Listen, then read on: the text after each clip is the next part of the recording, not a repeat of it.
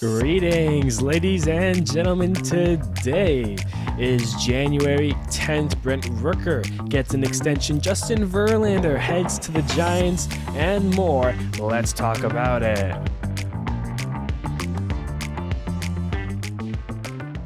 Hello, everybody. My name is Steven. This is the middle of the order. How are we doing today? Into the new year, we are, and into the free agency we continue to get into. That was barely a sentence. I'm excited for today's episode. We got a couple of things on the agenda, including arbitration deadline and deals. We got all of that at the end here. Before all of that, we got to talk about the signings and trades that have happened the past week here. Leave a like if you're enjoying these off-season updates. And, subscribe to the channel if you haven't. If you're watching this on YouTube, listening to it, Spotify, Apple Music, however you're listening to this, I appreciate you for clicking on the video, clicking on the episode. Thank you for being here. And with that all being said, let's dive on into the baseball news, starting with what I think is the most exciting thing, or at least the thing I'm most happy about, is that Brent Rooker received an extension from the caught myself there, from the Athletics. It's a 5-year deal worth $60 million. And let me tell you, Brent Rooker, he has played to this level and he has earned this contract extension, to say the least. The one-time All-Star and the Silver Slugger, people forget he was a Twin. People forget he was a Padre, because back in 2020, 2021, he was kind of a nobody. In his first 3 years in the big leagues, jumping from teams like the Twins and the Padres and the Royals, he had 9 home runs and wasn't really all that of a player. He had played less than 100 games. Hasn't been anything. Then he went over to Oakland in 2023 at the age of 28, and he made a name for himself. 137 games, he had 30 home runs, 69 RBIs, kind of the bright spot for the Oakland A's in that year. And was an all-star that year because, who wanted to play for Oakland? That was a really bad team. Last year, of course, we know it was their final season in Oakland, and once again, Brent Rooker was one of the top players on that team. 145 games, 39 home runs. He was one away from 40, 112 RBIs. He had a 927 OPS. 2 amazing years with the Oakland Athletics. Will be playing his first year for the Athletics now, the third year with the team. Last year he finished 10th in MVP voting. He was top 10 in MVP, Silver Slugger to boot. And he's kind of, a story that, debuting at 25, late guy into the league here and only finding success in the last 2 seasons. But let me tell you, those last 2 seasons have been really special. The 2 years in Oakland that he's played so far, 282 games. He has 69 home runs, 181 RBIs, an OPS of 876. He's had really strong numbers in Oakland. So, props to Brent Rooker here for earning this contract extension. It's not anything crazy. It's no like millions of money. But, for a guy like Brent Rooker, for a team that he's on in the Athletics, who are currently going through a move here, like he's going to have a tough time maybe, dealing with this transition phase from playing in Sacramento for the next, 2, potentially 3 seasons before they officially make the move to the Las Vegas Athletics, ? This is kind of a big deal for them. The A's are spending some money this offseason. They, signed Luis Severino. They now have Brent Rooker on this extension. That's, very nice here. Oakland might look good next year, the Athletics might look good next year. God, that's going to be such a hard thing to crack, is not saying Oakland. Brent Rooker is, a key piece into this team here. And even when you look at the Athletics as a whole for the, upcoming season, they have, not only key players and fun players, but they got players that are actually, talented and worth watching. Lawrence Butler became one of my favorite players for them, last year. He had a great year. You slot Brent Rooker there. JJ Bleday, Shea Langelaris, Zach Geloff, Tyler Soderstrom, Jacob Wilson, top prospect. Let him have a season where he can cook. There are a lot of fun names here, guys who are kind of likable.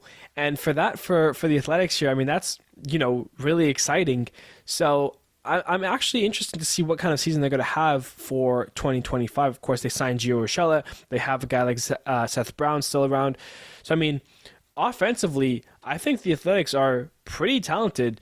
Of course, there are a lot of young, talented players on this team, or young players to say the least, 22, 23 years old, 24 years old. So there's still some kinks to work out. And of course, being in the AL West where you have the Astros and the Texas and the Mariners, I mean, it's not going to be a cakewalk to the division. It's going to be a battle for it.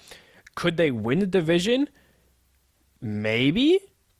Like, that's a strong maybe, but for what I know is I think this team could be competitive if all things click for them, if pitching is no worries, if the offense is strong. I mean, last year they had a surprisingly strong year. They just missed out on 70 wins. They had 69 and 93. They were 6 games better than the Angels. They finished 4th in the division last year. So there are some things to be happy about with the Athletics here going forward. Of course, what kind of season are they in for? Them in Tampa Bay with minor league stadiums and it's going to be weird baseball to say the least, at least at the beginning of the year. But yeah, the Athletics are very interesting for 2025, and bringing back Rooker for this extension is a really great move. I think the fan base is extremely happy with this move to bring back Brent Rooker into their organization to keep him around. So yeah, good for the Athletics, and hey, for Brent Rooker, 2 strong seasons. If you keep it up, who knows what kind of value you'll be making in your age 35 season. You never know, right? Moving on here. Speaking of a guy in his age 35 season, this guy is well past that. Justin Verlander. Let's talk about JV here because he is signing with his 4th team in his career, the San Francisco Giants. Of course, the longtime Tiger and very successful Houston Astro as well, as a little blemish with the Mets there in 2023 before going back to Houston. Is signing with the Giants. It's a 1-year deal worth $15 million. I assume that there is going to be plenty of milestones to be reached for extra value. Like certain amount of innings pitched, certain amount of if he's an all-star and all this other stuff. But the soon-to-be Hall of Famer, one day when he eventually retires, is heading to the West Coast for San Francisco. All of his teams have been more Central America, Eastern side. Despite being on the Astros who play in the AL West, Texas is kind of middle there. But yeah, Justin Verlander, a lot of successful years with Detroit, a lot of successful years with the Astros, and a very successful career, an MVP. A Rookie of the Year, a 9-time All-Star, 2-time ERA title, 3-time Cy Young Award winner. He's got a triple crown in his book, a 2-time World Series champion as well, an ALCS MVP. Successful. That's kind of the words you got to use there. He's done a couple no-hitters in his days as well. He is an elite pitcher, He has been an elite pitcher. In recent years, you've kind of seen the injuries and the age get to him. He'll be 42 in 2025 here, so a strong year for Verlander, but potentially could be one of his last. We're seeing guys like Verlander, Max Scherzer, even if you want to throw Clayton Kershaw into that mix, guys who have owned the rotations for decades and have owned hitters. Kind of coming to the end here, and it's so sad to see, but I think if you're a Giants fan, you're extremely happy to have someone as talented as Verlander, despite being 42. He's entering his 20th season in the big leagues. In his 19 years, he's got 81 career WAR points. He's 262 wins. He's got a 3.3 ERA, 526 games played, 3,416 strikeouts, one of the elite pitchers. in MLB history, really. Last year with the Astros in his age 41 season, he did deal with some injuries, only played 17 games, and did struggle mightily. He pitched 90 innings, a 5.48 ERA, and a 5-6 record. With the Astros having 74 strikeouts to his name. Definitely not the year he had wanted. He had 55 earned runs allowed.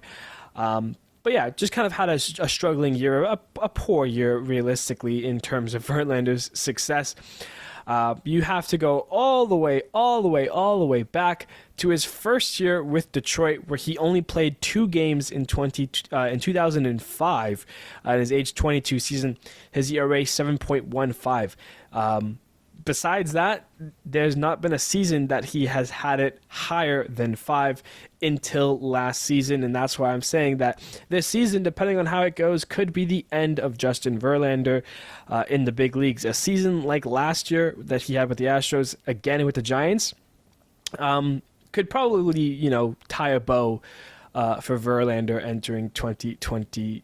6. I probably, I wouldn't expect to see him in 2026 unless he puts up some crazy year. Of course, we thought Verlander was kind of done when he got traded to the Astros in 2017.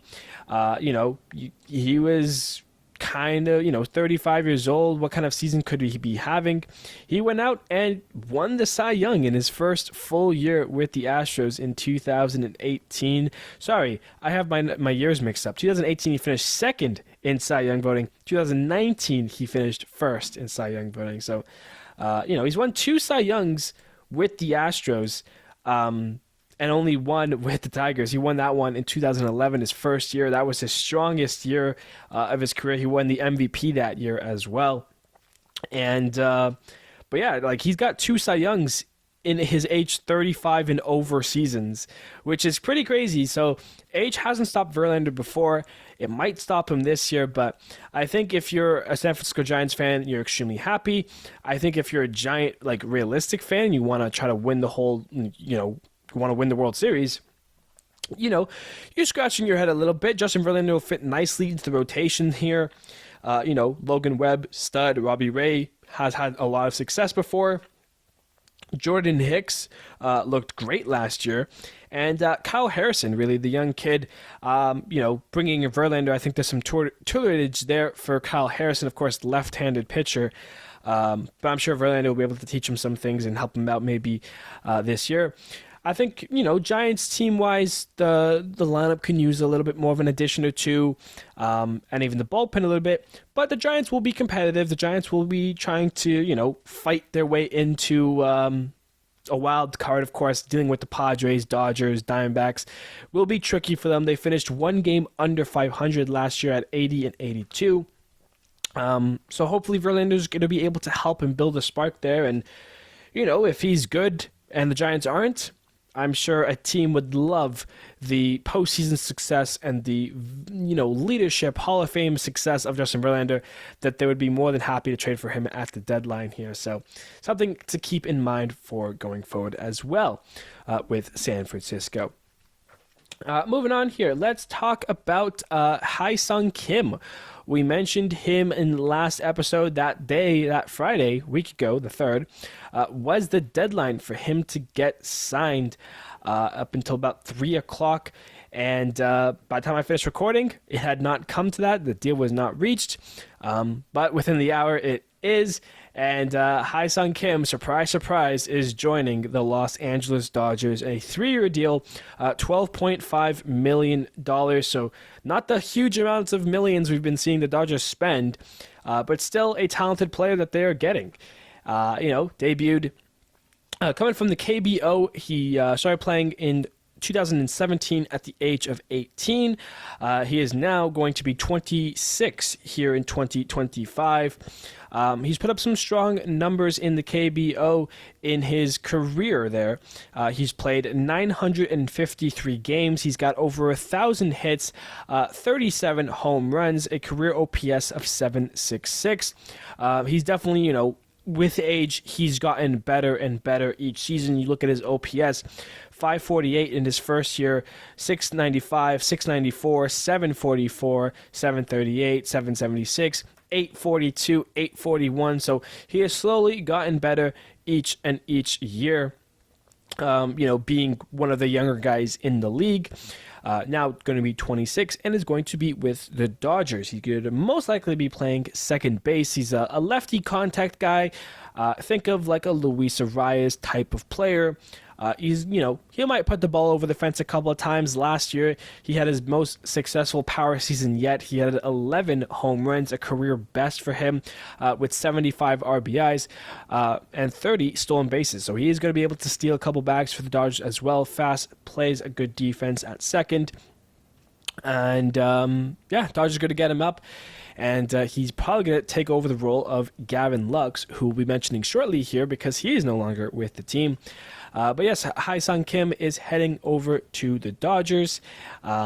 And they got him for 3 years there. So, of course, there's some ties there. People are thinking, Roki Sasaki will be heading over the Dodgers as well. Still very curious to see where he will sign as his deadline slowly gets closer and closer. Would love to see him in the big leagues and, playing for a team. Hopefully not the Dodgers, but we'll have to wait and see where he will end up. But Hye-Seong Kim heading over to the Dodgers.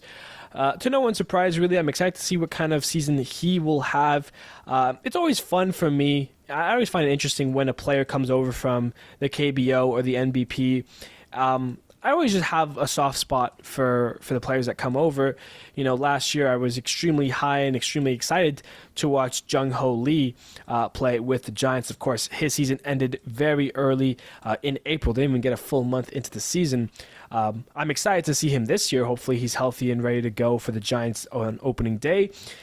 Because early on it seemed like he was actually playing really well and was going to have a strong season. Of course, injuries took that away from us. So there's a lot of exciting things happening for 2025 with players coming back from injury and obviously debuts of new players and new teams. Like, of course, Soto and the Mets come to mind. But yes, the Dodgers, again, will obviously be competitive. They'll be the team to beat, the World Series favorites, and, anything short of the World Series is a failure for the Dodgers. So that is kind of the goal there. Which NL team could overthrow that will be the real question. Could it be the Cincinnati Reds, who have continued to make improvements, including recently trading for Gavin Lux? Of course, the Dodgers, once they got Hye-Seong Kim, Gavin Lux has kind of become not irrelevant, but extra depth. And, I feel for Gavin Lux because I feel like this guy has had, he's got a lot of talent, but he's just never been able to fully show it with the Dodgers because there's always someone or a player that overshadows him. And I kind of feel that way about him for most of his career. He debuted in 2019 and had a little bit of early success, didn't play much. Of course, COVID year, he didn't play much at all that year. Of course, there was only 60 games, but he only played in a third of them. 2021 was his first kind of full big season to, show out, and he kind of struggled. The 692 OPS wasn't really the hitter that they were hoping for. Of course, he was young. He was only 23 that year as well. And then in 2022, that was kind of the big year for him, kind of broke out a little bit more. 129 games, a 745 OPS, drove in 42 RBIs, had over 100 hits, strong season, but then dealt with injuries. He didn't play in 2023 at all, missed obviously some time in 2022 as well. And then last year he came back, he was healthy, age 26 season, 140 games. He was a key piece in the Dodgers run, 110 hits, a 703 OPS, nice numbers, kind of a league average numbers, but for the Dodgers, they, it was not what they were looking for. So they end up moving on for him. They trade him to the Cincinnati Reds in exchange for a prospect as well as a competitive balance round A draft pick. So Gavin Lux will find his way to Cincinnati, where I think he will be a key place in Cincinnati's team. The NL Central will be kind of a dogfight because, realistically, any one of those 5 teams can win the division. And I mean, Obviously, you can say that for any division, that any five teams can win the division. But I think when you think of logistically and when you think logically, the White Sox aren't going to win the division. The Marlins aren't winning a division. The Rockies aren't winning a division. The Angels, realistically, even with the healthy Mike Trout they could get, probably won't win the division. Tampa Bay, there's devil magic, sure, but the Yankees are very good. The Orioles are very good. Boston's getting very good. Probably won't win the division. So there's like at least a key team or two in each division that you could say is probably not going to win the division. I really can't say that for any of the NL Central teams. I really feel like the Reds, if all things click properly, can be a very good, successful team. Hunter Green, Nick Lodolo, those are the 1-2 punch we were saying for a long time.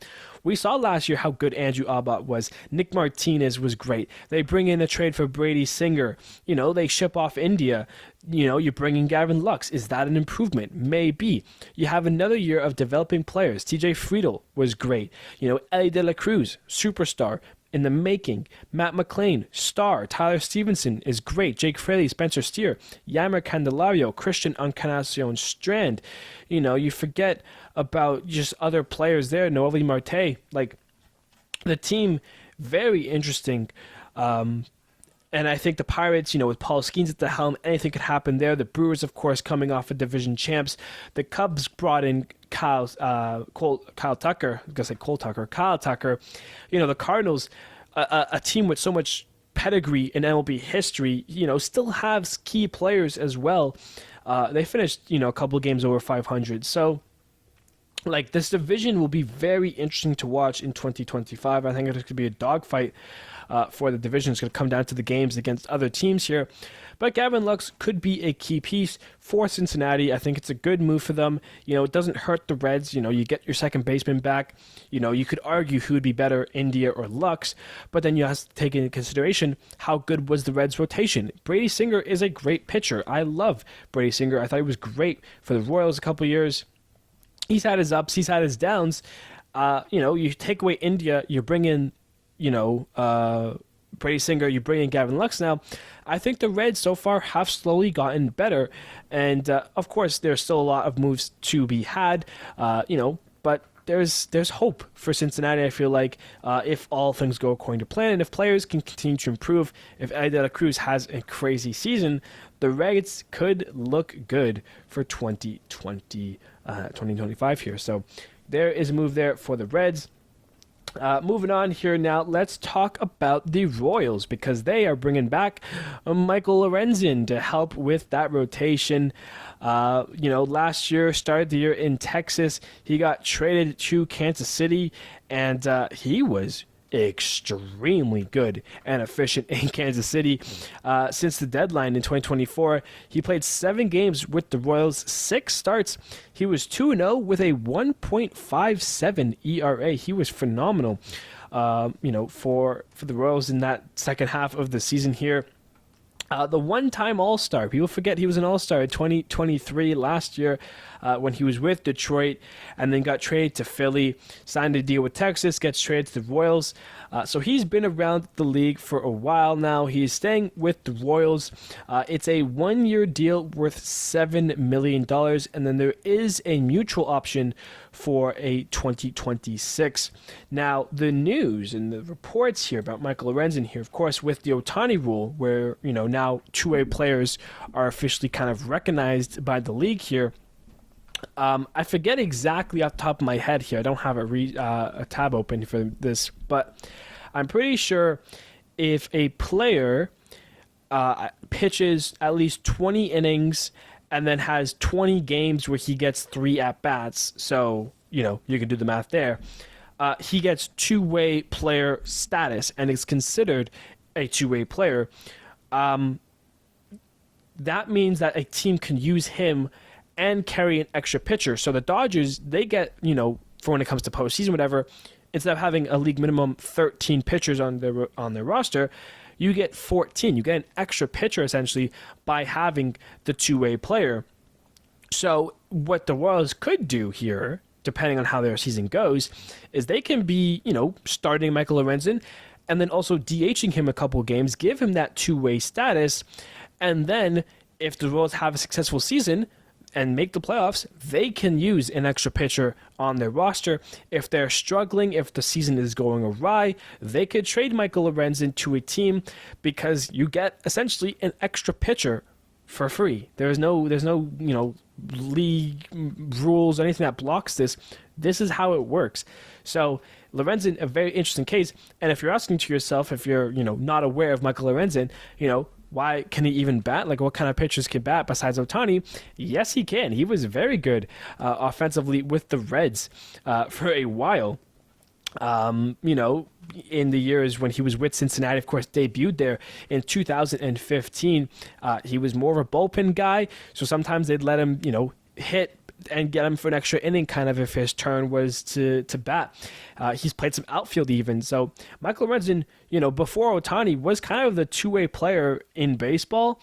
But now, with the rule being how it is such, and now that he's a starter, a team like the Royals can take advantage of this. And if they do, and, Michael Lorenzen's batting DH in a couple games for the Royals, I think that's really cool. And I think it's a great story for him and for baseball. So that's kind of the hope for me, is that Michael Lorenzen gets a chance to do some DHing and we'll get some bats.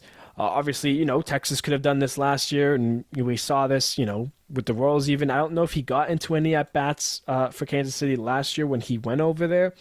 But something that I remember his report saying his agent was looking for, that's something they were talking about as using it as a selling point to get him some more money here. But Michael Lorenzen is with the Royals, and I think it's a good fit. I think he looked good in the Royal Blue. He played really well for them, so hopefully it can continue. And I think the Royals are in for another good year here. If, their season last year, they've only improved. So, was last year a overperformance from a bunch of players, or is that now going to be their league minimum? And are they going to have a very successful 2025? Only time could tell. Moving on here, Baltimore is making a move. They're bringing in Uncle Chuck Charlie Morton, the two-time All-Star, the two-time World Series winner. He's found some success more so at the late 2010s and 2018 with the Astros, which is his first All-Star. And then 2019, he finished top 3 in Cy Young voting. People forget how good he was with Tampa Bay. Since Tampa Bay, he moved over to Atlanta. Has been with Atlanta for the last 4 seasons here. He's had some good numbers with Atlanta. He's been very healthy with Atlanta for his ages 37, 38, 39, and 40 season. He's played 33 games, 31 games, 30 games, 30 games. So he's been around. His ERA is sat, 3.3 to about 4.3. So, that's really good for a guy entering his 40s now. He's going to be 41 in 2025, his 18th year in the big leagues, and his 6th team.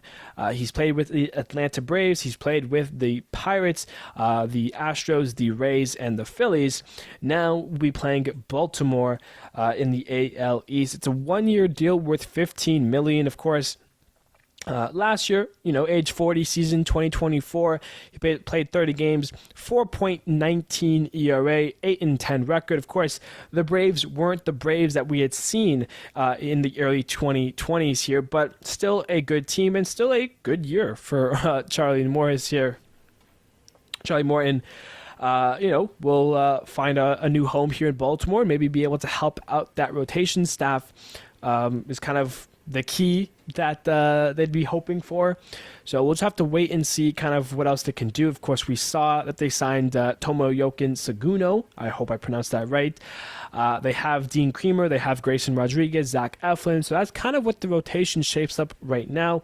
Of course, Felix Bautista is going to hopefully be back and in that closing role, because in the bullpen looks kind of nice. Albert Suarez, Sionel Perez, Gregory Soto, Yunior Cano, Sir Anthony Dominguez, Keegan Aiken, all guys that you kind of know, you've heard of before.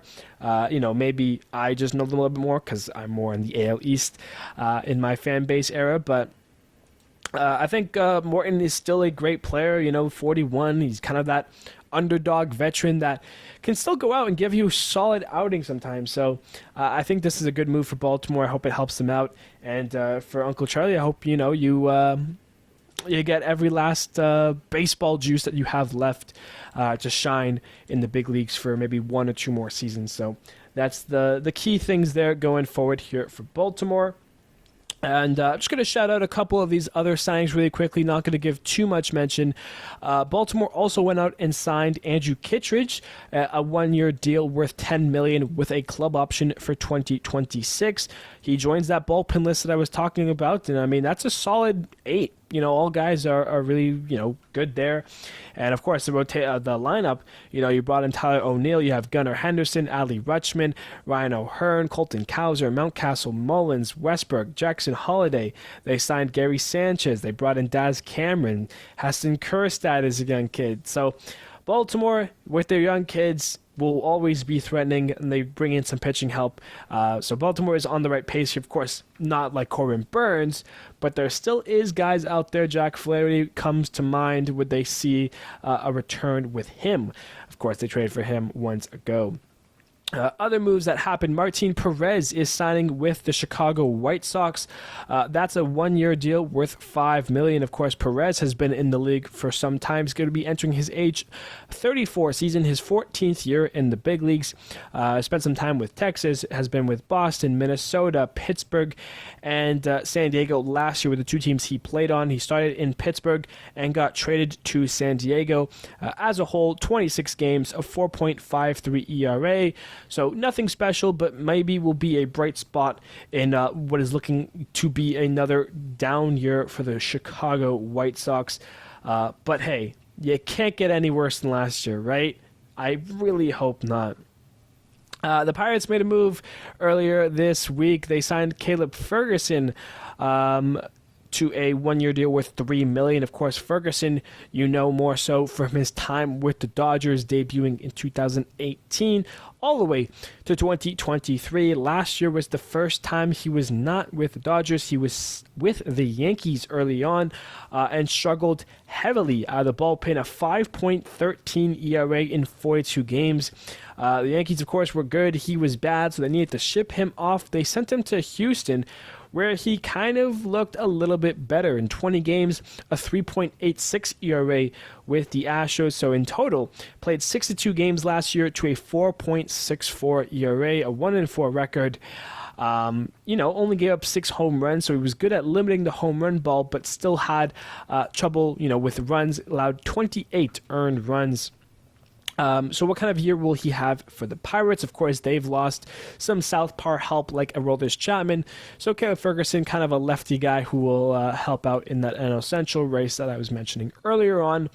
And the last little move here, Ahmed Rosario signs with the Nationals. It's a 1-year deal worth $2 million. Of course, Rosario has been around for a decent amount now. You remember him in 2017 at the age of 21.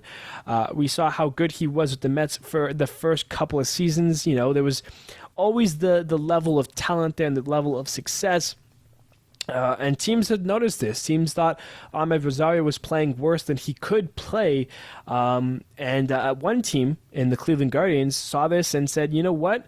We want you so badly that you're going to be a key part in a package that sent Francisco Lindor to the New York Mets alongside guys like Andres Jimenez. Of course, both those guys no longer with the Guardians. Ahmed Rosario has been shipped around quite a bit. That first trade in 2021 that sent him to the Guardians for Lindor.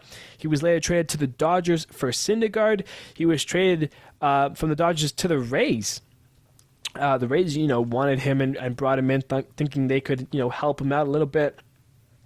So he had jumped around from team to team. He'd gone from Mets to the Guardians to the Dodgers to the Rays, back to the Dodgers, and then finished last year in Cincinnati.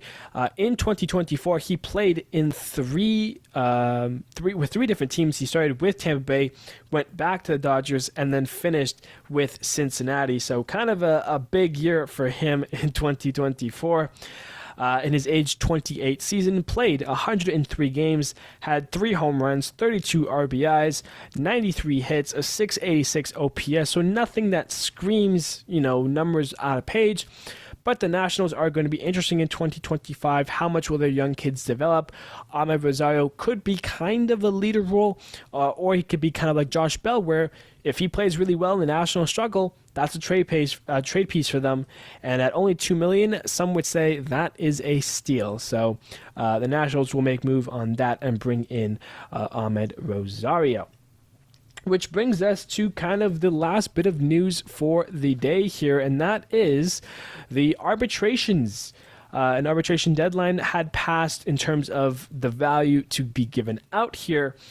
So we're not going to go into all of the arbitration news here, but I will talk about some of the main ones. So far, yesterday, a couple days ago, the deadline come, a bunch of players and teams met with agreements. So there is actually very few arbitration cases, I feel like, heading into it right now. Of course, there is still time for those players and teams to come together to settle. But for now, there are 17 players that are heading to arbitration as of right now if there is no deal met. The Angels have 3 of them: Luis Rengifo, Jose Quijada, and Mickey Moniak are the 3 guys right now currently heading to arbitration. The Brewers have William Contreras, who I think that one is an interesting one. He filed in at $6.5 million, while the team filed in at $5.6. So, a decent amount there. The Cardinals have Lars Nootbaar, Brendan Donovan, and Andre Paliente. The Cubs have kind of the biggest arbitration right now in Kyle Tucker. Of course, they traded for him. Tucker has filed in at 17.5, while the team has filed in at 15 million. This is the biggest difference at 2.5 million among all 17 players here. That's the biggest one so far. The Dodgers have Alex Vesia, who filed in at 2.35, while they filed in at 2.05. The Nationals, Nathaniel Lau.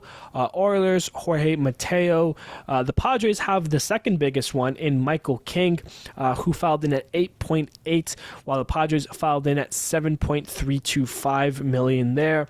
That's the only other one that's over $1 million worth of differences. And of course, Michael King and Kyle Tucker, these 2 players entering their final years before hitting free agency, these 2 players could headline next year's free agency. Michael King, one of the best pitchers available in the market next year. Kyle Tucker could be the best outfielder, maybe even the best player available next year's offseason. So something to keep in mind there. The Pirates have Dennis Santana and Johan Oviedo. The Rays and Taylor Walls. Red Sox and Jarren Duran. And then the Yankees and Mark Leiter Jr. Those are the 17 players who are currently, without value to their contracts, but still with their teams. They're heading to arbitration, as mentioned, unless they agree to contract extensions before that. Speaking of those contract extensions, there are, of course, too many to mention all of them, but I am going to go through a couple of the big ones here. The Angels and Taylor Ward have agreed to $7.825 million to avoid arbitration. The Astros, their biggest one, Framber Valdez and the Astros, $18 million, a good agreement there. But the Astros did very well reaching agreements. Marcio Dubon, Luis Garcia, Brian Abreu, Chas McCormick, Isaac Paredes, Jeremy Pena. So Astros did very good job of handling their arbitrations. The Athletics, Miguel Andujar have agreed to $3 million. Of course, they signed Brent Rooker to that 5-year extension that we mentioned earlier. So good job there. The Blue Jays did a very good job at handling their arbitration cases as well. All of their guys reached agreements. Ernie Clement, Alex Manoah, Alejandro Kirk, Dalton Varsho. Of course, the big key one being Vladimir Guerrero Jr. They agreed on $28.5 million. Of course, extension talk still happening. Will Blue Jays sign and extend Vladdy, or will he end up in free agency next year? Of course, Bo Bichette, and that's a whole other topic that we're not getting into, but $28.5 million, that kind of headlines the arbitration cases here. The Braves didn't have too many. Jared Kelenic being the big one, I guess, $2.3 million. They reached an agreement there. The Brewers, $7.6 for Nestor Cortez, $8 million for Aaron Savali. So a couple players there. The Cardinals had a couple of key ones, but the big one being Ryan Helsley that they settled with $8.2 million there. Of course, the Cubs didn't reach an agreement with Kyle Tucker, but they did with a couple of their pitchers, including the big one here, Justin Steele, $6.5 million there. Diamondbacks did a good job as well. Josh Naylor, $10.9 million agreed with. Zach Gallen, $13.5 million. Of course, other players as well. Dodgers, Michael Kopech met an agreement. Dustin May, Michael Kopech, $5.2 million. Brusdar Graterol, Evan Phillips at $6.1. So good job for the Dodgers there. The Giants and Mike Yastrzemski at $9.25 million. They also got Lamont Wade Jr., Taylor Rogers, Camilo Doval. So all those guys met. The Guardians, $7.8 for Lane Thomas, $1.95 for Tristan McKenzie. Stephen Kwan clocks in at $4.175. So good stuff there. Marlins, not really any big names here. Of course, the biggest one being Jesus Sanchez, who will agree with $4.5 million. Edward Cabrera being another key one there, $1.95. The Mariners, they are getting Randy Rosarena, $11.3 million. Cal Raleigh for $5.6 million. George Kirby, $4.3. Logan Gilbert, $7.625. So good job there from the Mariners. The Mets, Paul Blackburn, $4.05. David Peterson, nothing crazy for the Mets there. Nationals, same thing. The big one here being Luis Garcia Jr., I guess, $4.5 million there. The Orioles had plenty and did very well. The Cedric Mullins, $8.725. Ryan Mountcastle, $6.787. Dean Creamer, $2.95. Ali Rutschman, $5.5. So strong stuff there from the Oilers. The Padres, Luis Arias, $14 million. Dylan Cease, $13.75 million. Kind of the two big ones there. The Phillies, $8.8 for Ranger Suarez, $6.25 for Jesus Luzardo, $7.7 for Alec Boehm. Kind of high there. The Pirates, David Bednar, $5.9 million. Joey Bart, $1.17. So nothing crazy there for the Pirates, The Rangers, the only kind of big one here, Jonah Heim, $4.5. The Rays had a few. They extended Drew Rasmussen a 2-year deal with $8.5 million. So that was an extension that I had missed. I'm glad I'm seeing it now. But yeah, Drew Rasmussen, 2-year extension there. Zach Lytle, a 5.72. A couple other players here and there. The Red Sox and Garrett Crochet clock in at 3.8. But there was a report that there is an extension talk happening between the two. And then Tanner Huck, $3.95 million for him. The Reds did really well. Brady Singer, 8.75. Santiago Esmanol, 2.4. Tyler Stevenson, 4.9. Nick Lodolo, 1.9 as well. The Rockies, Austin Gomber, $6.35 million for him. He's been around for a little bit. The Royals and Hunter Harvey at 3.7. Chris Bubik at $3 million. Kyle Wright, 1.8, among other guys there. The Tigers have a big one in Tarek Skubal, who met at $10.15 million for the Triple Crown Cy Young winner. Casey Mize, top prospect at one point, the 1-1 draft pick a few years ago, $2.34 million they've met on. Plenty of the Tigers there. Plenty of Twins, but the big one, I guess, being Willie Castro at $6.4 million. Also down there, Royce Lewis at 1.6 and Johan Duran at 4.2. The White Sox pretty much had nobody but Andrew Vaughn. They end up with 5.85 there. And last but not least, as I've almost gone through the breath here, the Yankees, they've met with Devin Williams for $8.6 million, Trent Grisham at $5 million, Jazz Chisholm at $5.8 million. So among other guys. So plenty of other guys that I missed, but I said quite a few, gave a few from each team at least. So a good job there. Vladimir Guerrero Jr. headlines that at 28.5. And in terms of the players that didn't, Kyle Tucker, 17.5 is what he wants. Team wants $15 million. Will they find a way to meet, or will they head to arbitration? In my mind, I think Kyle Tucker is worth 17.5, but of course, I'm just a guy who likes to talk baseball. Speaking of talking baseball, I'm out of it. I'm done talking baseball today, ladies and gentlemen. That wraps up today's episode. I appreciate you all. Thank you so much for joining me here for this Friday afternoon. By the time you're hearing this, thank you, everybody, so much, and I will see you next time.